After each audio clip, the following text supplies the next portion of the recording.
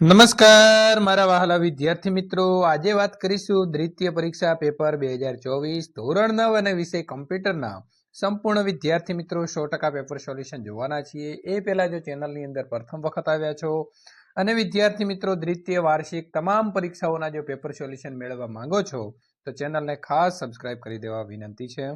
હવે વાત કરીશું પેપર સોલ્યુશનની। વિદ્યાર્થી મિત્રો, શાળા વિકાસ સંકુલ આયોજિત પરીક્ષાની અંદર પેપર 40 ગુણનું રહેશે। 40 મિનિટ અથવા તો 1 કલાકનો સમયગાળો જે છે તમને આપવામાં આવશે અને MCQ પ્રકારના પ્રશ્નો જે છે તે 40 પૂછાશે, જેના કુલ ગુણ 40 રહેશે, એટલે કે દરેક ગુણનો એક પ્રશ્ન રહેશે। પહેલો પ્રશ્ન છે, જે મોબાઈલ ફોનમાં ફોનની સાથે અન્ય વધારાની સગવડ જેવી કે મ્યુઝિક પ્લેયર, વિડીયો પ્લેયર વગેરે પણ હોય છે તો તેને શું કહેવાય? તો તેને ફીચર ફોન, એટલે કે સાચો જવાબ આવે છે ડી કહેવામાં આવે છે। આદર્શ કાર્યક્ષમતા અને પ્રોસેસર વચ્ચે ડેટા અને પરિકલનનું વિતરણ તેમજ સમન્વય કયા કોમ્પ્યુટરની ઓપરેટિંગ સિસ્ટમના નિર્ણાયક પાસા છે? તો સાચો જવાબ આવે છે C, super computer. Number 3, internet ઉપર લાઈવ વિડીયો જોવાની પ્રક્રિયાને શું કહેવાય? તો તેને વેબકાસ્ટ કહેવાય, એટલે કે સાચો જવાબ વિદ્યાર્થી મિત્રો આવે છે બી। પ્રશ્ન નંબર 4, કોમ્પ્યુટરની અંદર વિવિધ એકમો એટલે કે ડિવાઇસીસ વાપરવા માટે અલગ અલગ પ્રોગ્રામની જરૂર પડે છે, જેને શું કહેવાય? તો સાચો જવાબ આવે છે બી, ડિવાઇસ ડ્રાઈવર કહેવામાં આવે છે। NFC નું પૂરું નામ શું છે? તો બી આવશે, નિયર ફિલ્ડ કોમ્યુનિકેશન। પ્રશ્ન નંબર 6, કોમ્પ્યુટર સિસ્ટમ વાપરવા માટેનો યુઝર ઇન્ટરફેસ કોણ પૂરો પાડે છે? તો સાચો જવાબ આવે છે બી, સેલ જે છે તે પૂરા પાડે છે। ત્યારબાદ વાત કરીશું નંબર 7, નીચેનામાંથી સુપર કોમ્પ્યુટરના કાર્ય શું છે? તો હવામાનની આગાહી, અણુશક્તિનું પરીક્ષણ અને પરમાણુ મોડેલિંગ, એટલે કે તમામ સાચા છે, તો જવાબ ડી જે છે તે મિત્રો સાચો આવે છે। નીચેનામાંથી મિત્રો GUI એટલે કે ગ્રાફિકલ યુઝર ઇન્ટરફેસમાં કોનો સમાવેશ થશે? તો ડેસ્કટોપ, મેનુ અને આઇકોન, તો સાચો જવાબ આવશે ડી। એન્ડ્રોઇડ ઓપરેટિંગ સિસ્ટમ કોના દ્વારા બનાવવામાં આવી છે? તો સાચો જવાબ આવે છે એ, ઓપન હેન્ડ્સ એલાયન્સ। રિચાર્ડ સ્ટોલમેન દ્વારા સોફ્ટવેરના ઉપયોગકર્તાઓ માટે કેટલી મૂળભૂત સ્વતંત્રતાઓની રૂપરેખા તૈયાર કરી છે? તો 4, સાચો જવાબ આવે છે સી। નંબર 11, ઓપરેટિંગ સિસ્ટમને બંધ કરવામાં આવે ત્યારે કોમ્પ્યુટરને બંધ કરતા પહેલા માહિતીના મુખ્ય મેમરીમાંથી ડિસ્ક પર લઈ જવાની પ્રક્રિયાને શું કહેવાય છે? તો ફ્લેશિંગ કહેવાય, એટલે કે સી।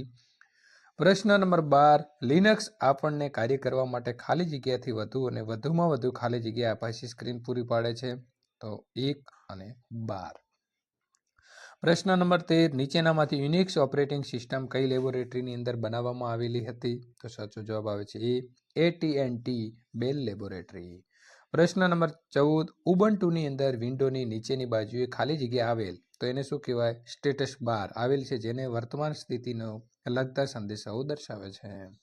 ત્યારબાદ આગળ વાત કરીશું પ્રશ્ન નંબર 15, ડેનિસ રિચી અને કેન થોમ્પસન ટર્નિંગ પુરસ્કાર કયા વર્ષની અંદર આપવામાં આવ્યો હતો? તો સાચો જવાબ છે ડી, 1983માં। પ્રશ્ન નંબર 16, જો એકથી વધારે ઓપરેટિંગ સિસ્ટમ પ્રસ્થાપિત કરેલી હોય તો મશીન ચાલુ કરતાં જ ખાલી જગ્યા એટલે કે બૂટ મેનેજર નામનો પ્રોગ્રામ ઓપરેટિંગ સિસ્ટમની પસંદગી દર્શાવે છે। ત્યારબાદ વાત કરીશું પ્રશ્ન નંબર 17, ઉબુન્ટુની અંદર વિન્ડોને ખાલી જગ્યા, તો સાચો જવાબ આવશે એ, મેક્સિમાઇઝ્ડ હોરિઝોન્ટલી સ્વરૂપે દર્શાવી શકાય છે અને જેમાં વિન્ડોની ઊંચાઈ પૂર્વવ્રત રાખી તેને ડેસ્કટોપની સંપૂર્ણ પહોળાઈમાં દર્શાવી શકાય છે। પ્રશ્ન નંબર 18, કોઈ પણ હેતુ માટે પ્રોગ્રામનો ઉપયોગ કરવાની સ્વતંત્રતા એ કયા પ્રકારની સ્વતંત્રતા છે? તો સાચો જવાબ આવશે સી, 0 પ્રકારની સ્વતંત્રતા છે। કોઈ પણ ઘટક ઉપર રાઇટ ક્લિક કરવાથી શું દર્શાવવામાં આવે છે? તો કોન્ટેક્સ્ટ મેનુ જે છે તે દર્શાવવામાં આવે છે, તો સાચો જવાબ છે મિત્રો એ। પ્રશ્ન નંબર 20, ટોપ પેનલની અંદર લોન્ચરને શેના દ્વારા છૂટા પાડવામાં આવે છે? તો વર્ટિકલ બાર, એટલે કે સાચો જવાબ આવે છે બી। લિનક્સ નીચે પૈકી કયા ડેસ્કટોપ મેનેજર પૂરા પાડે છે? તો વિદ્યાર્થી મિત્રો સાચો જવાબ આવશે આપેલા તમામ જે છે તે પૂરા પાડે છે। સ્ક્રીનની ઉપરની બાજુએ આવેલા આડા પટ્ટાને શું કહે છે? તો ટોપ પેનલ, બોટમ પેનલ અને ડેસ્કટોપ, એટલે કે સાચા જવાબ તમામ છે, તો સાચો જવાબ આવે છે ડી। ટોપ પેનલ અને બોટમ પેનલના વચ્ચેના ભાગને શું કહેવાય? તો તેને બોટમ પેનલ જે છે તે વિદ્યાર્થી મિત્રો કહેવામાં આવે છે।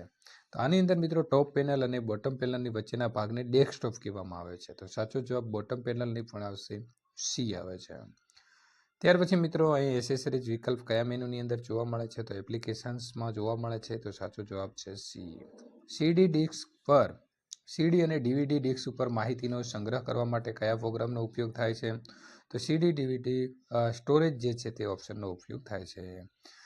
જીનમ ટર્મિનલ દ્વારા મેમરીની અંદર સામાન્ય રીતે પરિણામ આઉટપુટમાં કેટલી લાઈનો સાચવવામાં આવે છે? તો 512. તો સાચો જવાબ આવે છે બી. જીનમ ટર્મિનલના ત્રીજા ટેબ ઉપર જવું હોય તો તે માટેનો ટૂંકો રસ્તો કયો છે? તો અલ્ટ સાથે 3 તમે દબાવી શકો છો. ઉબુન્ટુની અંદર સામાન્ય રીતે મળતા ફાઇલ બ્રાઉઝરનું નામ શું છે? તો વિદ્યાર્થી મિત્રો સાચો જવાબ આવે છે અહીંયા આપણે બી. વિદ્યાર્થી મિત્રો ત્યાર પછી આગળ વાત કરીશું પ્રશ્ન નંબર 29.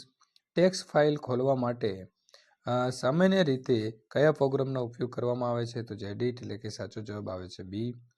ઓબ્જેક્ટની નકલ એટલે કે કોપી કામચલાઉ રીતે ક્યાં સાચવવામાં આવે છે? તો ધ ક્લિપબોર્ડની અંદર સાચવવામાં આવે છે. ઓબ્જેક્ટનું સ્થાન ફેર એટલે કે મૂવ કઈ પ્રક્રિયા દ્વારા થાય છે? તો કટ એન્ડ પેસ્ટ દ્વારા કરી શકીએ છીએ. વિદ્યાર્થી મિત્રો ત્યાર પછી આગળ વાત કરીશું જીનમની અંદર ટર્મિનલ શરૂ કરવા માટેની રીત કઈ છે? તો વિદ્યાર્થી મિત્રો સાચો જવાબ અહીં આવે છે સી. એ અને બી બંને રીતો જે છે તે સાચી છે. પ્રશ્ન નંબર 33. સ્લાઇડના લખાણમાં ઝડપથી સુધારો વધારો કરવા સામાન્ય રીતે દ્રશ્યનો ઉપયોગ કરવામાં આવે છે. તો આઉટલાઇન વ્યૂ એટલે કે સાચો જવાબ આવે છે બી. સ્લાઇડ વિભાગની અંદર સ્લાઇડના ક્રમના સંદર્ભે શું કહી શકાય? તો ક્રમ બદલી શકાય છે. પ્રશ્ન નંબર 35. સ્લાઇડ માસ્ટરના સંદર્ભના નીચેના પૈકી કયું વિધાન ખોટું છે? તો મિત્રો એકવાર પૂર્વ નિર્ધારિત સ્લાઇડ માસ્ટર પસંદ કરવામાં આવે તે પછી સ્લાઇડનું બેકગ્રાઉન્ડ બદલી શકાતું નથી. પ્રશ્ન નંબર 36. ઇંગ્રેસના સંદર્ભમાં નીચે પૈકી કયા વિધાનો ખોટા છે? તો આપેલા તમામે તમામ વિધાનો જે છે તે ખોટા છે. ત્યારબાદ વાત કરીશું પ્રશ્ન નંબર વિદ્યાર્થી મિત્રો 37. ઉપયોગ કરતા નીચે પૈકી શું બનાવી શકે અને પ્રેઝન્ટેશન વિઝાર્ડમાં તેને ઉપયોગમાં લઈ શકે છે? તો સાચો જવાબ આવે છે મિત્રો ટેમ્પલેટ એટલે કે બી. પ્રશ્ન નંબર 38. ઇસ્પેન્સ પ્રોગ્રામની મુખ્ય વિનાનો ભાગ કયો છે? તો આપેલા તમામ. પ્રશ્ન નંબર 39. દર્શાવવા માટેની રીત જે છે તે રીત કઈ છે? તો સાચો જવાબ મિત્રો આવે છે એ.